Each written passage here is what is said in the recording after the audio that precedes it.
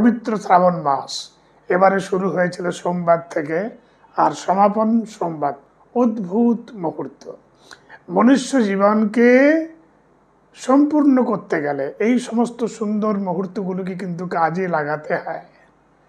আজকে ত্রয়োদশী, কাল চতুর্দশী, পরশু পূর্ণিমা, এই 3টি দিনকে আপনারা অত্যন্ত সুন্দরভাবে ব্যবহার করুন।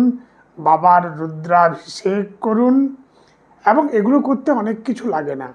পবিত্র গঙ্গা নদীর সন্নিকটে যদি জন্ম হয়েছে বা থাকার সৌভাগ্য হয়েছে, ওখানে গিয়ে জোয়ারে স্নান করুন, জোয়ারের জলকে নিয়ে আসুন, বাবার মস্তকে অর্পণ করুন। দুধ, দই, ঘি, মধু, চিনি দিয়ে ওনাকে চর্চিত করে ওনাকে অভিষেক করুন।